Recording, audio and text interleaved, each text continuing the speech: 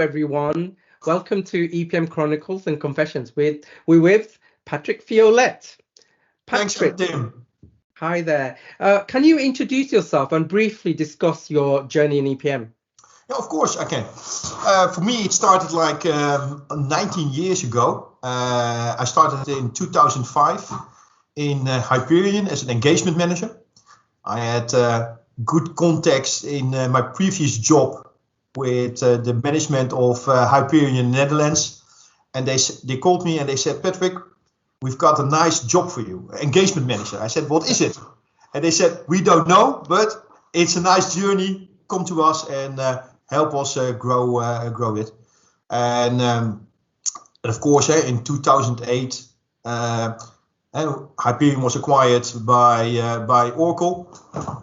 And I moved away together with Teus Verbree to Q&A's performance management. We started our own company.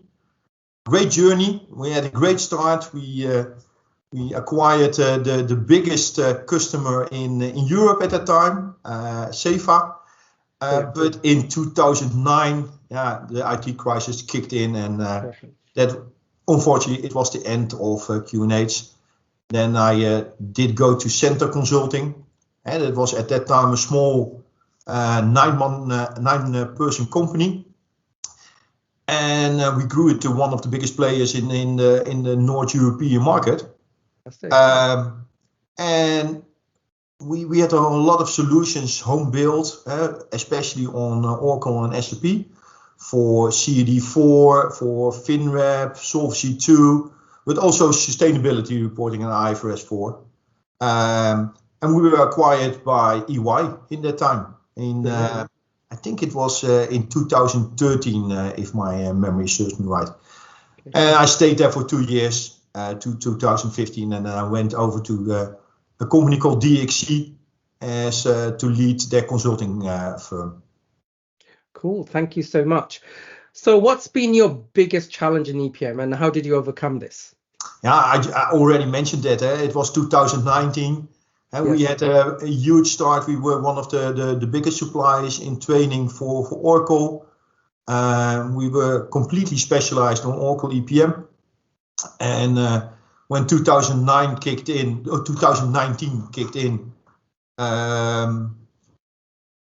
we needed to stop it.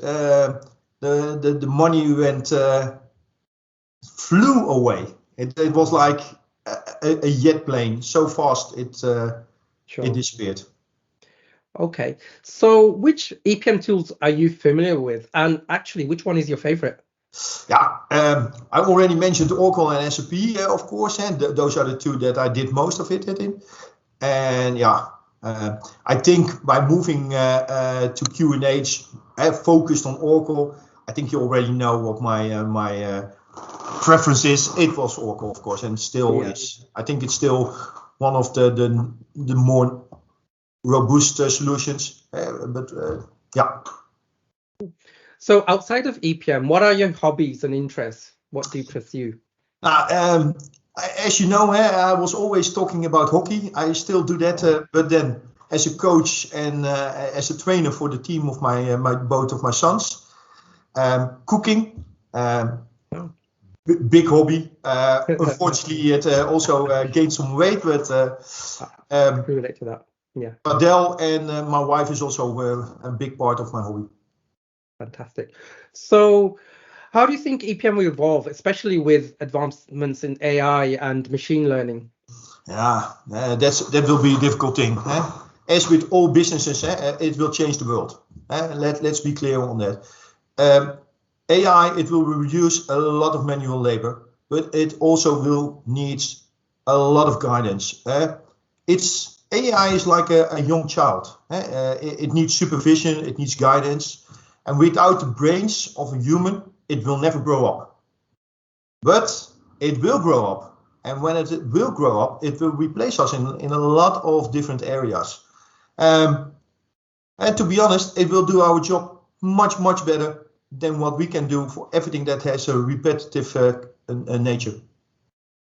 Cool. It will be a killer for a lot of positions. Fantastic. So this is a quirky question. So which historical figure or leader would you think would have been an excellent EPM leader? Yeah, it was a difficult question, Tim. Thanks for that. Yeah. So there's not one answer. I have two answers because it depends on how you look at it. As you know, I was either engagement manager or I was seller for EPM. So two things. One, Warren Buffett. I think, especially because he is also known as the Oracle of Oklahoma. Of Omaha. Sorry, not Oklahoma, for Omaha. And Oracle in it that brings something. I think he's a financial genius, and I think he would be great in having EPM also positioned as not part of ERP, but as its own practice on its own.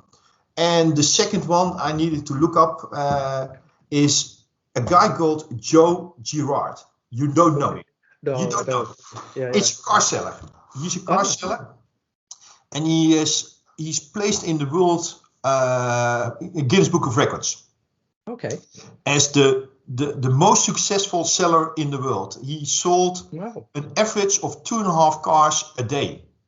Wow, that's phenomenal. So 2.5 cars a day. So that is a great thing. And the second guy, so Joe in it, is because I'm also a seller. Sure.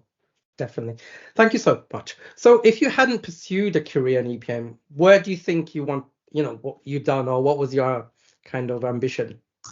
A lawyer. Oh. I think, that's completely different. Maybe it doesn't also fit to say my character, but my dad was also in legal, and I always had the ambition to do that in any way. But life had a different route for me. Sure.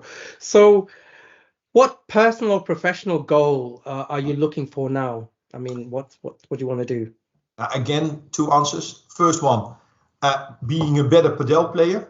That would be a goal, and especially winning from people half of my age. That's a good idea. Yeah. That's a different thing. And the second thing is I'm looking more and more into ESG at this time, ESG reporting and the audit trail, especially the audit trail on that side. What I think it will be an immense issue for the departments where we normally have our discussions with. I'm doing at the Rotterdam School of Finance. I'm doing there a course on that topic, sustainable finance. It's sustainability, it's finance, and it brings everything together in the upcoming years where I think our customers have a big need into. Completely agree. It's a passion of mine too now. So, in your opinion, which company, I know you might be a little bit biased for this question, but it's okay, will be the leading EPM company in the next 5 years? I know there is one already, but is there any challenges, or what do you think? No, I think if you look into the companies, I think the market will not change anymore. If you see what is now, the leaders in the Gartner Quadrant, they are there, they stay there.